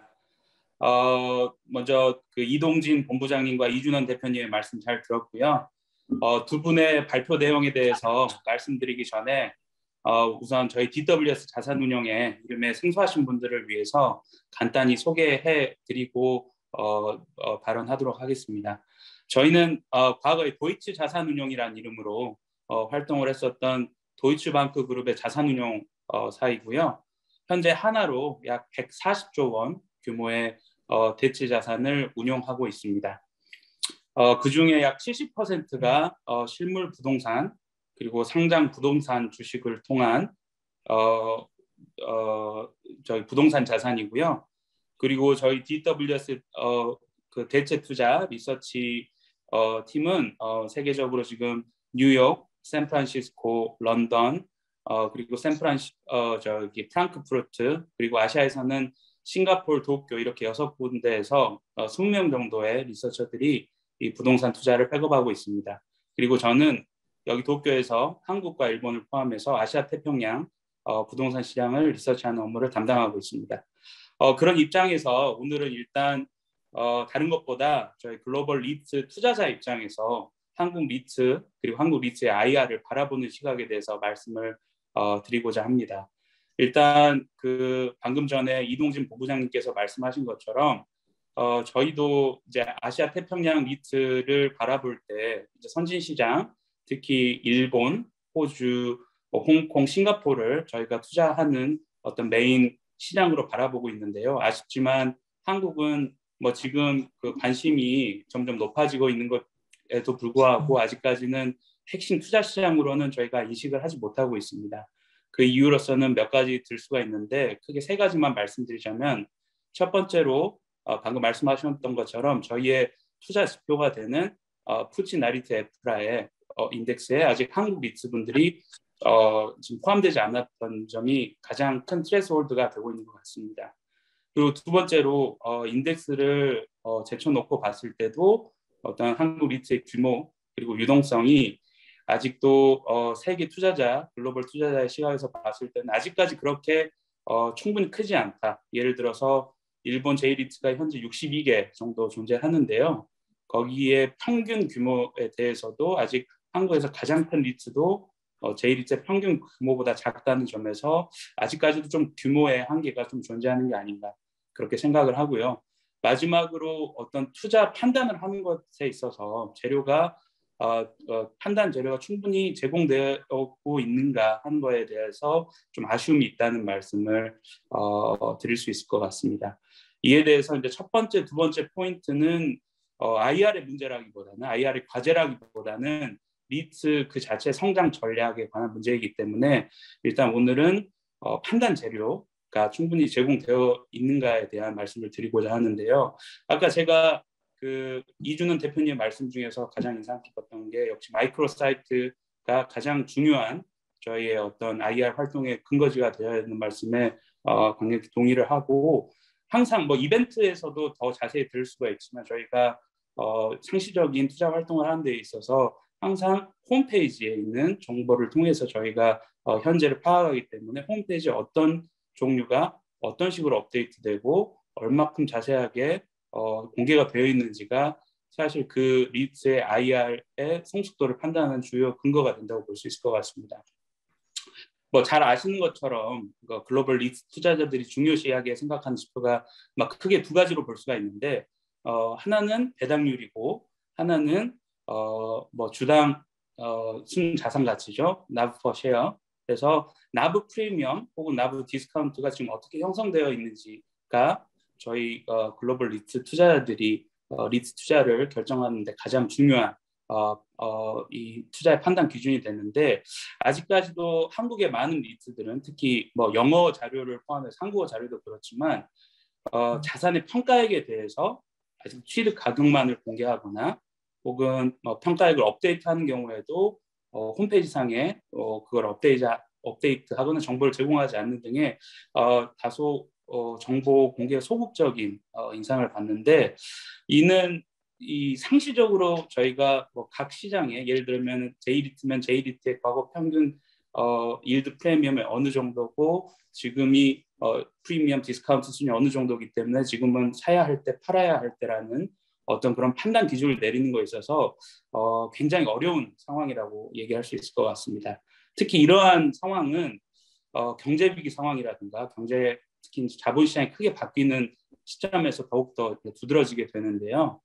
예를 들어서 지난 2008년, 2009년의 서프라임 위기 때를 생각해 봤을 때 일본 J리트의 나부 프리미엄 수준을 보면 2006년에 가장 최고 수준으로 70% 수준까지 상승한 적이 있었는데, 그 이후로 2009년에는 서브프라임이 일어난 후에는 마이너스 40%까지 하락한 적이 있었고, 2010년이 되어서야 비로소 디스카운트에서 프리미엄 상황으로 전환되는 그런 저희가 데이터 분석을 하는 경우들이 있는데, 이런 것들은 비단 리트 가격뿐만 아니라 이러한 경제 위기 상황 속에서 각 자산 가치가 어떤 식으로 변동이 되었는지에 대해서 안정적이고 정기적인 업데이트가 있어야 가능한 분석입니다. 지금 현재 뭐 코로나 위기가 와서 한국에서도 지금 경제라든가 자본시장이 많은 영향을 받았는데, 뭐 한국 리트의 평균 가격이 어떻게 변했는지에 대한 질문도 그렇지만, 뭐 코로나 위기로 인해서 한국 리트가 소유하고 있는 전체 운용 자산의 가치가 어떻게 변화했는지, 여기 한마디로 정리가 굉장히 어렵습니다. 여기 아마 오늘 참석하신 분들도 굉장히 많은 부동산 전문가들 그리고 금융 전문가들이 모여 계실 텐데, 아마 그 질문에 답변을 하실 분들이 그렇게 많지 않을 거라고 생각을 합니다. 방금 이제 뭐 이동진 본부장님께서도 말씀을 하신 것처럼 제가 담당하고 있는 일본의 J리트 같은 경우에는 거의 대부분의 리트들이 각 자산에 대해서 임대 수익, 임대 비용, NOI 등의 운용 현황, 그리고 평가액과 감정평가 캡레이트의 동향, 물론 감정평가를 1년에 한 번씩 밖에 안 하지만 반기마다 그 변화 수준을 이 발표함에 따라서 투자자들이 이 해당 투자 판단을 내리는데 굉장히 안정적인 업데이트를 제공하고 있고, 또 아까 마이크로 사이트의 얘기를 다시 넘어가서 마이크로 사이트에서 각 자산별로 그런 수준들을 장기에 걸쳐서 추적을 할 수 있다는 점에서 어떤 그 마이크로 사이트의 IR에 대해서 굉장히 높은 평가를 받고 있는 것 같습니다. 물론 아까 말씀하신 것처럼 나라마다 규제 상황이 다르기 때문에 일률적으로 좀 말하기 어려운 부분이 있지만, 아마 글로벌 투자자들이 이미 실물 부동산에 대해서도 이미 투자 경험이 있고 다른 피어 마켓에서 또 리트 투자 경험이 있다는 점에서 아마 그런 글로벌 투자자들의 그 시각을 맞춘다는 점에서는 어떤 그 평가액의 변화에 대해서도 가능한 한 자세하게 그리고 정기적으로 업데이트를 하는 게 좀 높은 평가를 받지 않을까 하는 생각이 있습니다. 이거는 지금같이 또 금리가 계속적으로 하락하는 어떤 그런 시장 상황에서는 결국 그 리트가 새로운 자산을 편입할 때 현재 인프라이 캡 레이트보다 더 높은 NOI 일들을 가지고 있는 자산을 편입해야 되는 어크레이티브 트랜잭션의 어떤 그 관점에서 봤을 때도 아마 자산 평가액의 현재 시장 가치에 맞춰서 지속적으로 업데이트를 하는 일은 굉장히 중요하고 마켓과의 거리를 건전하게 유지할 수 있지 않는가, 그렇게 생각이 듭니다. 그리고 이상이 글로벌 투자자의 시작에서 말씀드렸다면 한 가지 더 아까 이준원 대표님께서 그 이벤트의 중요성에 대해서 말씀을 해주셨는데, 아직 한국 상장 리트들이 이제 상장한 지 얼마 되지 않았기 때문에 더욱더 그렇습니다만 투자자 그룹이 아직 그렇게 넓지 않은 걸로 그렇게 이해를 하고 있는데요. 앵커 투자자라든가 기관 투자자분들이 아무래도 조금 더 편중적으로 투자를 하고 계신 것 같고, 연금 기금들 혹은 개인 투자자분들의 투자는 한국이 아직까지 자본시장 중에서 개인 투자자들의 비중이 가장 높은 시장 중에 하나인데도 리트에 대한 개인 투자자들의 관심은 아직도 좀 저조한 수준인 것 같다. 이런 측면에서 일본에서도 각 증권회사라든가 투자은행들이 주최하는 세미나들, 예를 들어서 뭐 일본의 큰 증권회사인 노무라 증권이라든가 뭐 미즈호 증권 같은 데서 글로벌 리얼 에셋 포럼이라는 형태로 정기적으로 개인 투자자, 기관 투자자분들을 모셔서 이렇게 발신을 하고 있는 부분도 있고, 여기서 이제 한국이 아니죠. 일본의 이제 리츠 협회에 해당하는 일본의 부동산 증권화 협회라는 ALS라는 협회가 있는데, 여기서도 주로 이제 기관 투자자들을 모셔서 특별한 프로그램으로, 예를 들어서 연기금들을 위한 프로그램 혹은 뭐 해외 자산에 관심 있는 투자자들을 위한 프로그램 등을 특별 프로그램으로 넣어서 각 투자자 그룹에 맞는 메시지 및 뭐 유익한 정보들을 발신하고 있는데, 앞으로도 한국에서도 그렇게 업계 전체를 통해서 그런 이 리트 시장을 확대시키려는 노력을 하면은 아마 한국 상장 리트 시장의 성장이 더욱더 가속화되지 않을까, 이렇게 생각을 하고 있습니다. 예, 저의 코멘트는 이상입니다. 감사합니다. 예, 다음으로 삼성증권의 이경자 수석연구원님의 토론을 듣도록 하겠습니다. 네, 안녕하세요. 저는 삼성증권에서 대체투자 리츠 담당하고 있는 이경자입니다. 네, 잘 들리시죠? 네. 네. 네, 저는 이제 리서치 애널리스트로서 느꼈던 좀 불편한 점이나 그리고 좀 잘했던 점을 좀 말씀을 드리고자 합니다. 그러니까 세 가지만 설명을 드리고 싶은데요. 일단 이게 부동산 쪽에서 리츠를 만드시고 또 상장을 시키시다 보니까 부동산을 기반으로 설명은 하지만 상장 후에는 그 즉시 주식으로 변모한다는 사실들을 조금 간과하시는 것 같기는 합니다. 그래서 일단 IR 측면에서는 첫 번째로 좀 자산단으로 충실한 정보를 제공을 해주셨으면 하는 바람이 있습니다. 일단 이 홈페이지에 그 IR 라이브러리 기능이 잘 되어 있었으면 하는 바람을 가지고 있고요. 왜냐하면 이제 공시, 뭐 투자 설명서 이런 것들이 상당히 방대하고 자세히 상장 시기에 나오기는 하는데 일반적으로 상당히 많은 주식들을 보시는 펀드 매니저나 그리고 애널리스트 입장에서는 한눈에 좀 들어오는 게 필요하기도 하고요. 그래서 저도 뭐 일본이나 미국 리츠를 처음으로 접할 때에는 이 IR 라이브러리 들어가서 이제 프레젠테이션 자료로서 먼저 감을 잡고 시작하는 경우가 많습니다.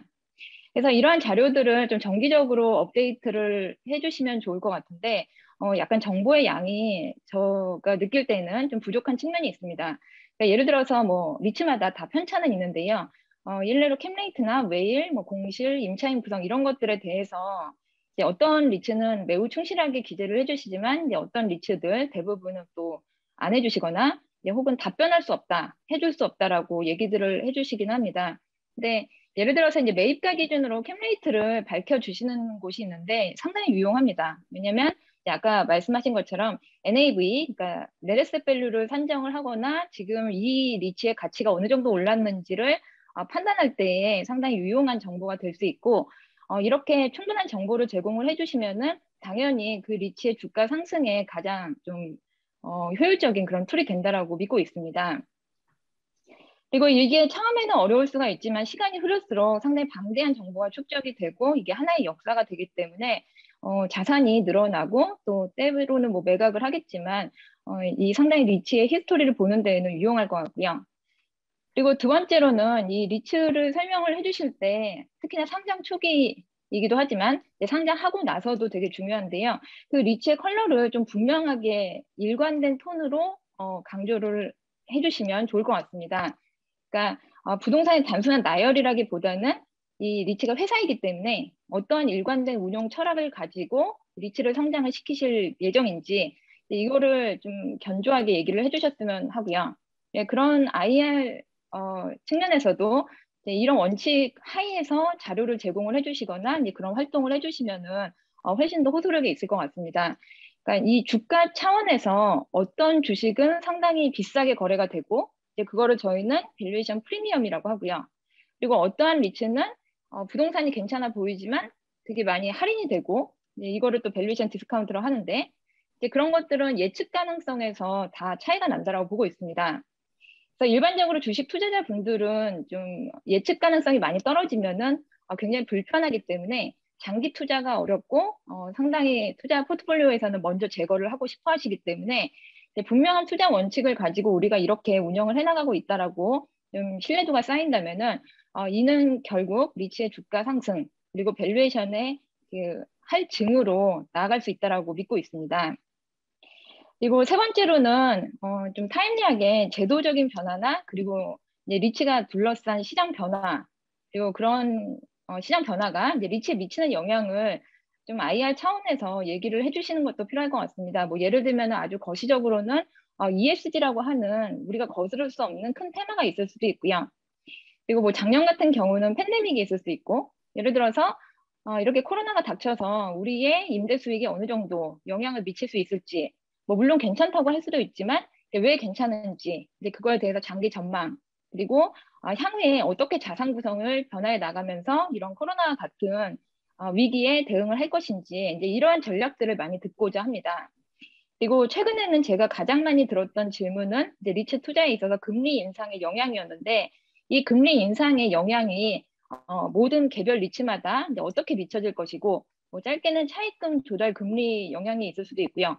그리고 장기적으로는 어떻게 조달을 할 것인지 이거를 그 이슈가 발생할 때마다 조금 친절하게 설명을 해주신다면 훨씬 더 이제 좋은 IR 활동이라고 저희는 생각을 하고 있습니다. 네, 저희가 이제 오랫동안 한 1, 2년 동안 보면서 한 3가지 정도가 좀 아쉬웠던 점이었고요. 네, 그렇지만 분명한 거는 2019년 대비, 뭐 2018년 대비, 그리고 작년 대비해서 점점점 그 한국리츠의 IR도 상당히 개선이 되고 있다라고 믿고 있습니다. 네, 그렇기 때문에 지금 이제 저희는 진학이라고 생각을 하지만 기본적으로는 좀 투자자에게 친절한 충분한 정보 제공을 가장 우선적으로 해주셨으면 하는 바람은 있습니다.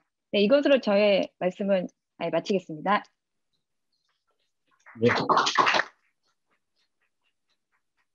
네, 감사합니다. 다음으로 편하게 현장에 참석하신 분들이나 아니면 온라인으로 참석하신 분들의 의견이나 토론을 듣는 시간을 갖도록 하겠습니다. 말씀하실 때는 소속과 성함을 말씀해 주시면 감사하겠습니다.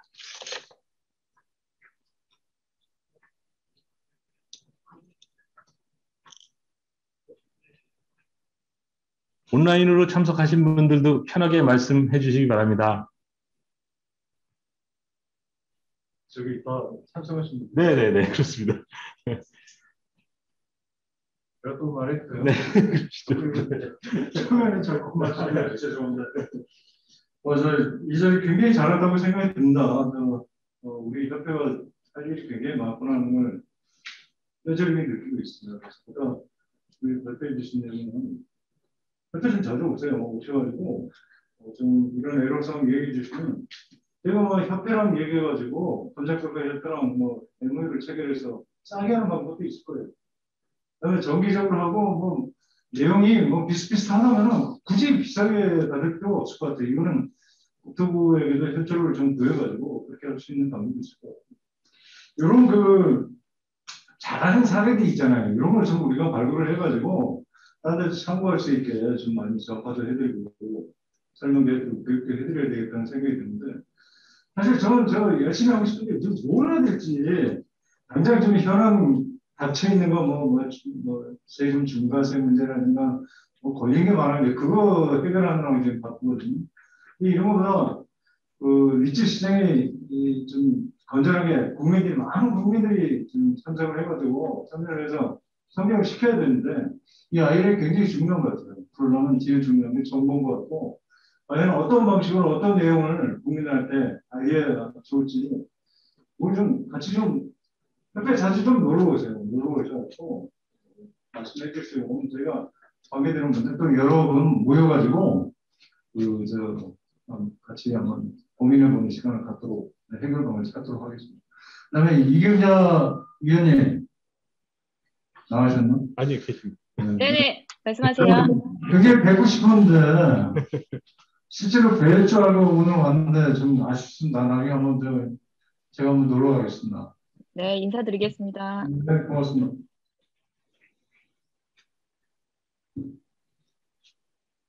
네, 또 다른 분.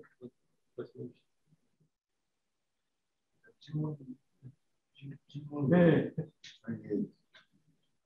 간단하게 질문 좀 드리겠습니다. 이제는 저기 온라인으로 들으시는 분들이 있기 때문에 예, 소속과 성함 아니 소속과 성함 좀 먼저 말씀해 예, 주시고. 예, 네. 예, 수원시 지도가정 도시재단 이사장 허정입니다. 예. 저기 싱가포르 거래소에 있지 않습니까? 이게 그럼 지금 이 조직은 어떤 그 거래소 조직입니까? 우리 이준원 대표님 안 계시나요? 아니, 계신데. 이준원 대표님. 잠깐 나가셨나? 네. 이준원 대표님. 그래서 이제 제가 이제 말씀드리면 우리가 지금 이제 국토부에도 지금 이제 리츠 정보 시스템이 있고 지금 우리 협회에도 있는데 사실 이제 리츠 정보 시스템 같은 경우는 사실 이 허가라든지 인가라든지 이런 거에 좀 보호 차원에서 홍보 차원보다는 이렇게 좀 자료가 올라가 있는 것 같고요. 근데 지금 이제 각 리츠가 IR 활동을 하는 방법이 있고 지금 이런 싱가포르 지금 거래소 그룹 이게 거래소 수준인지 제가 잘 모르겠는데요. 우리는 지금 리츠 관련해서는 우리 협회밖에 없지 않습니까? 그래서 이제 이런 기능들을 지금 협회에서는 리츠 제도라든지 이런 거 이렇게 개선하거나 이런 활동들을 주로 많이 하는데 리츠 협회 차원에서 이 IR 이런 쪽에 영역을 좀 이렇게 확장을 하거나 아니면 이런 이 IR 그룹을 새로 이렇게 좀 해야 되지 않느냐. 거래소 같이 우리 같은 뭐 중국 거래소에서 이걸 해서 해주는 이런 비용이라든지 이게 어떤 법인 성격이 어떤 건지 잘 모르겠는데요. 우리 같은 경우는 지금 이제 출범한 지가 이 리츠가 성장된 지가 상장 리츠가 지금 나온 것도 얼마 안 되고 그렇기 때문에 그런 게 좀 필요하지 않나 생각합니다. 질문 하나 계시네요. 네. 이준원 대표님 아직 안 들어오셨나요? 질문하세요. 네. 잠시 나가신 것 같습니다. 네. 싱가포르 거래소에 있고요. 네. 한국 거래소에서는 이런 아이디어를 따라할 수 없어요. 실제로 이제 한국 거래소 리츠에 대해서 상당히 부정적이었잖아요. 최근에 많이 바뀌고 있어가지고 말씀하신 대로 이제 리츠 정보 시스템을 통해서 투자자들이 투자에 참고하는 거.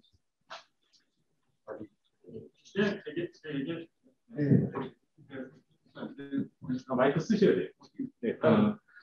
리츠 정보 시스템을 투자자들이 투자 참고하기 위한 걸로 활용하는 경우 거의 없을 것 같아요. 말씀하신 대로. 네, 그래서 이제 그 부분은 그 사이트가 하고 있는 기능, 그리고 해야 되는 기능이 뭔지 좀 생각하고 거래소랑도 당연히 협의를 좀 해서 정비할 필요는 있을 것 같아요. 지금 이준원 성모님이 하는 기능은 분명히 없습니다.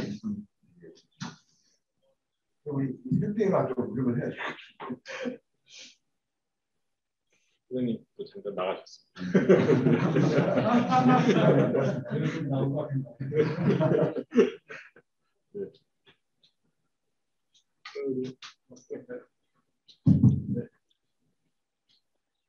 네, 안녕하십니까. 저 김재동 부회장입니다. 상당히 일반적이지만 우리나라가 보면 정보화 수준은 굉장히 발달돼 있어서 하도 그렇죠. 근데 막상 뭔가를 찾아보려면 잘 안 나오는 게 굉장히 많습니다. 그래서 이것저것 검색을 하더라도 검색하면 뭐 뉴스, 그 다음에 거의 블로그 정도는 나오는데 회사라든지 공공기관 홈페이지에 있는 중요한 내용들은 거의 검색이 필요한 거는 검색이 안 되더라고요. 그래서 이 상장 리스트도 마찬가지고 지금 15개가 상장되어 있는데 저도 리츠 쪽에 좀 관심이 많기 때문에 계속 뭐 재무대표라든지 사업계에서 찾아보는데 제대로 되어 있는 게 사실 많지가 않고 법으로 꼭 해야 되는 거. 그 다음에 뭐 재무대표처럼 숫자만 잔뜩 나열해 갖고 분석하기도 어려운 거 그렇게 되어 있는데 사실 맥커리 같은데 맥커리는 뭐 리츠는 아니지만 맥커리 인프라 수용자사를 보면은 거기 자료가 거의 분기나 반기별로 업데이트가 상당히 잘 되기 때문에 거기서 유용한 자료를 좀 많이 얻을 수 있거든요. 그래서 우리도 사실 제일 중요한 게 리치에 있어서 임대 수익, 그 다음에 임대 비용, 그 다음에 특히 이제 배당하면은 배당률도 중요하지만 이 배당 재원이 어떻게 확보가 되는지 뭐 그런 거에 대한 좀 자료가 필요할 것 같고, 또 예전에는 저희가 리치가 뭐 한두 개 물건으로 구성이 되어 있었지만 지금은 이제 캔들 스퀘어만 해도 10개가 넘고 우리 코란코 에너지 플러스 같은 경우는 187개인데 그거를 사실 물론 이제 개인이 분석하는데 한계가 있고 애널리스트가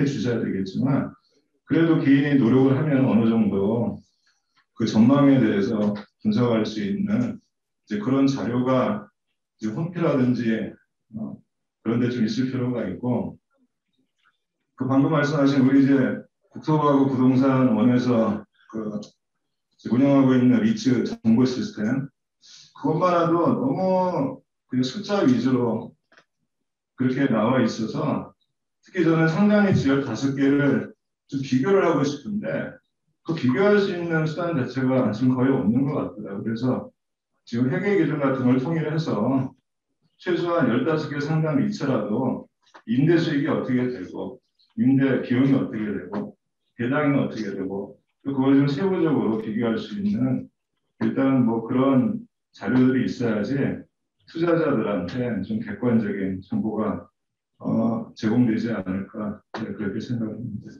이상입니다.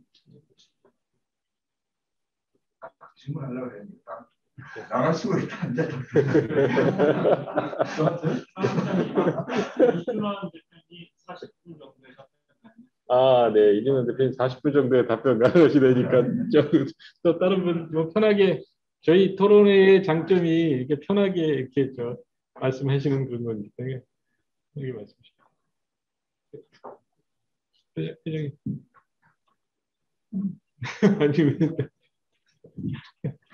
이제 호국 부사장이 한번 네. 네, 제가 사실은 오늘 이 주제가 제 업무와 크게 관련이 없을 줄 알고 왔는데 마침 오늘 백신을 맞아서 시간이 있어가지고 왔는데 와서 들어보니까 자주 사무실에서 그 온라인으로도 계속 들어가야겠다는 생각이 들었습니다. 굉장히 내용이 유익했고 제가 이런 쪽에 원래 개인적으로 관심이 굉장히 많았기 때문에 굉장히 재밌다는 생각을 했고요. 그리고 아까 우리 정경훈 부회장님께서 리치에 대한 어떤 그 관심을 많이 기울여야 된다는 그런 어떤 국민적인 어떤 그런 관심을 많이 끌어내야 된다는 그런 말씀을 해주셨는데, 제가 생각해 보기에 어떤 리치에 대해서 어떤 국민적 관심을 끌어낼 수 있는 측면은 한 가지 이제 뭐 주거용 부동산의 리치를 도입하는 부분이 어떤 지금까지 뭐 공공지원 민간임대 같은 경우 리치 형태로 만들어져서 운영되고 있지만 어떤 그런 주식들이 어떤 뭐 공모로 유통되거나 그러고 있지는 않은데 LH가 얼마 전에 제가 사업을 한 걸로 알고 있고요. 그런 것들을 좀 더 활성화하게 되면 어떤 국민적 관심을 많이 끌어낼 수 있지 않을까 하는 그런 생각을 했습니다. 오늘 좋은 그 모임 초대해줘서 감사드리고요. 앞으로도 뭐 오프라인이든 온라인이든 열심히 잘 참여하도록 하겠습니다. 감사합니다. 아, 네. 예. 우리 이준환 대표님. 네. 네. 네, 이조입니다. 예. 네.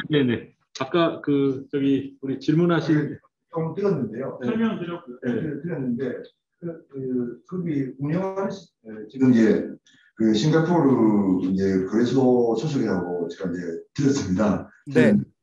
그 조직에서 운영하는 시스템을 좀 소개를 좀 해주시면 좋겠습니다. 죄송합니다. 제가 잘 울려가지고 어떤 소리? 예, 지금 이제 싱가포르 거래소 소속이라고 하셨지 않습니까? 지금 계신 데가요. 네.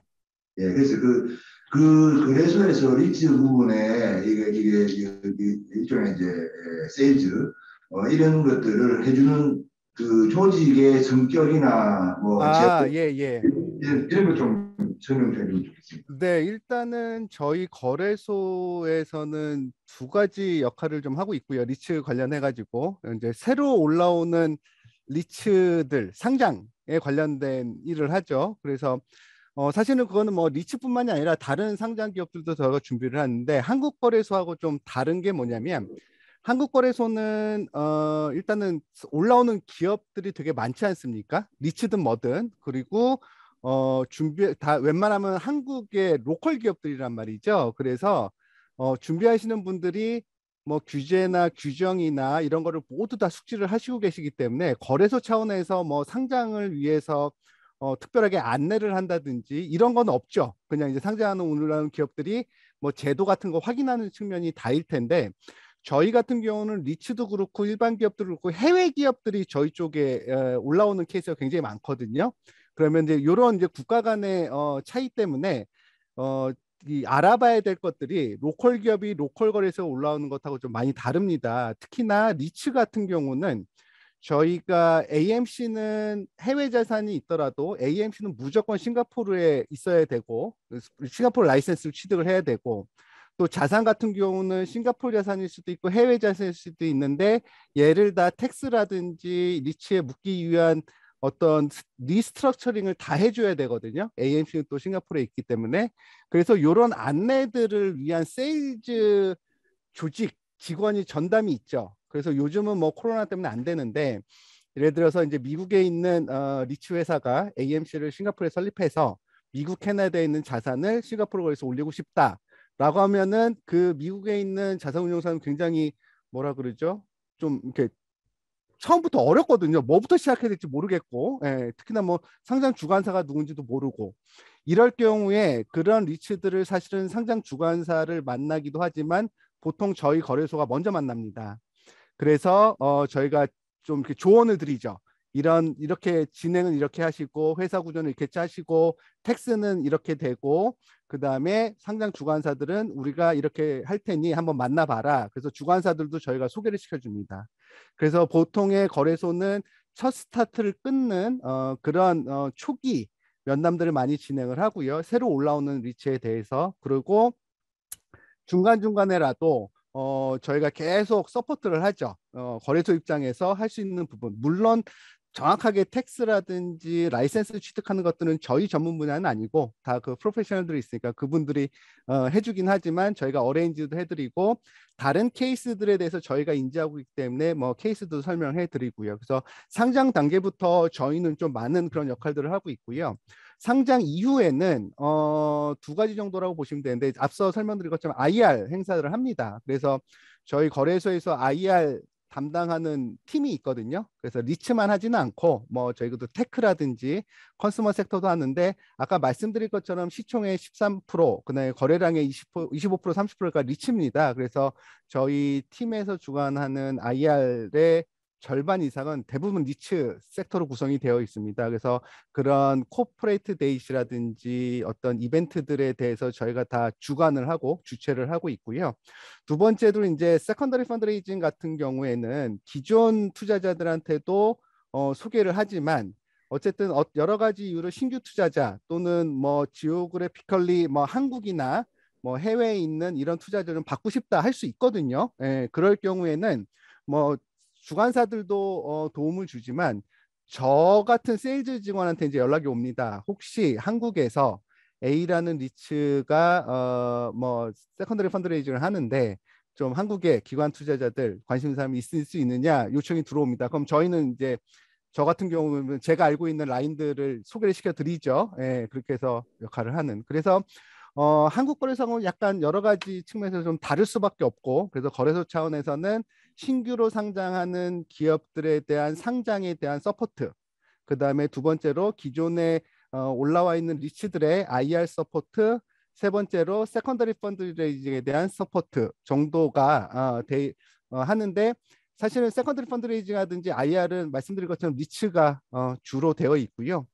신규 상장 기업들은 저희가 리츠 섹터 담당자가 따로 있고 다른 섹터도 있습니다. 그래서 신규 상장 같은 경우는 풀리 저희가 모든 섹터를 커버를 하고 있고 그렇게 저희 거래소 차원에서는 지원을 하고 있고 저희 싱가포르 리츠 협회에서도 거기는 뭐 상장은 못 도와주지만 상장 이후에 IR 같은 경우는 많이 도움을 주고 있고요. 저희랑 공동으로도 행사 주최하고 있습니다.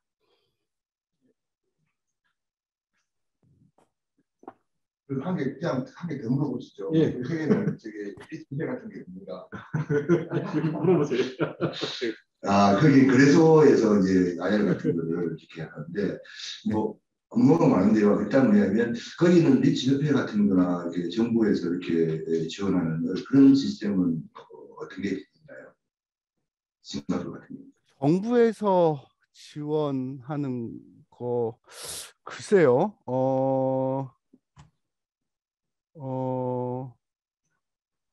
리츠 이게 제너럴한 거는 특별하게 뭐 제도 개선 같은 거 그러니까 뭐 이거 혹시 오늘 참석하신 분들 중에서 정부 관계자는 없으셔야 되는데 일단은 저희 같은 경우는 그런 특별한 것보다는 일반적인 그런 어떤 시장 참여자들에 대한 이야기를 잘 들어주는 것 같아요.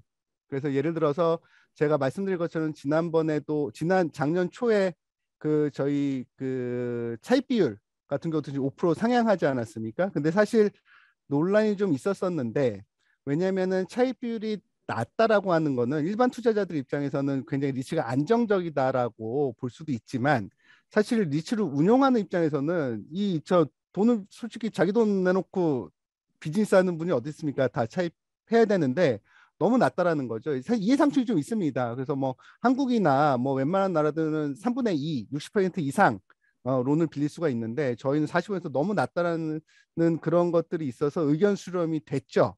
그래서 사실은 마켓에서는 10% 이상 더 높여달라고 했지만 저희 정부 당국에서는 5%만 일단 해보자라고 해서 뭐 그런 의견 수렴 잘 해주고 있고요.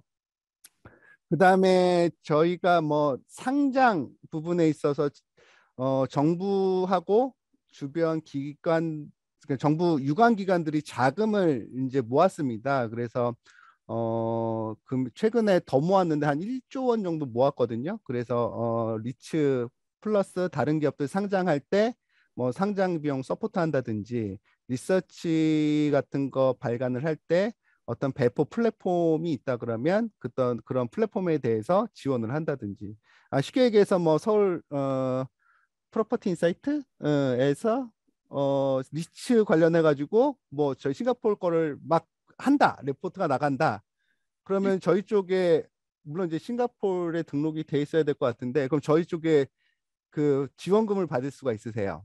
그래서 뭐 플랫폼을 배포하기 위해서 뭐 인프라 개발 비용이 필요하다 그러면 저희가 심사해서 개발 비용 드릴 수 있고 그래서 저희가 뭐 특별하게 상시적으로 막 한다 그러니까 특별하게 뭘 한다기보다는 상시적으로 마켓의 시장 참여자들의 이야기도 계속 들어주고 정부 당국은 그다음에 뭐 싱가포르 정부가 할 수 있는 거는 돈수로밖에 없으니까 그렇게 이제 지원금 같은 거 많이 내주고 있고 뭐 그런 정도라고 보면 될 것 같습니다. 예.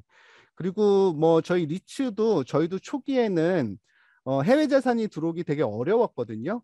그래서 초기에 2002년도에 시작했을 때 4개가 6개로 시작을 했다가 늘긴 늘었는데 아무래도 싱가포르 자산들만 가지고 올라오니 한계가 있었거든요. 그래서 한 20개 정도가 올라오니까 이제 올라올 게 없었습니다. 그래서 그때 저희 마켓에서는 해외 리츠도 올릴 수 있게 제도 바꿔달라, 개선해달라라고 해서 정부 당국이 바꿔줘서 저희가 2차 점프업을 했죠. 해외 자산들이 쭉 올라오면서 해외 자산을 갖고 있는 리츠들이 올라오면서 그래서 최근에는 싱가포르 자산만 갖고 올라온 리츠는 없다고 보셔야 돼요. 자산들이 없어요 일단. 그리고 그래서 아까 말씀드린 것처럼 싱가포르만 자산만 갖고 있는 리츠들도 해외 자산들 계속 편입을 할 수밖에 없거든요. 그래서 어떤 시장의 어떤 요구사항들에 대해서 잘 이야기를 들어주는 것 같아요. 정부 당국이. 그 정도로 보시면 될 것 같습니다. 다음번 또 산업토론회를 기대하면서 오늘 제3차 산업토론회 특히 멀리 싱가포르에서 저희 주제 발표해 주신 또 일본에서 또 토론해 주신 우리 발표자 토론자 여러분들께 특별히 감사 말씀드리겠습니다. 예, 이상으로 제3차 부동산 산업토론회를 마치도록 하겠습니다. 예, 감사합니다.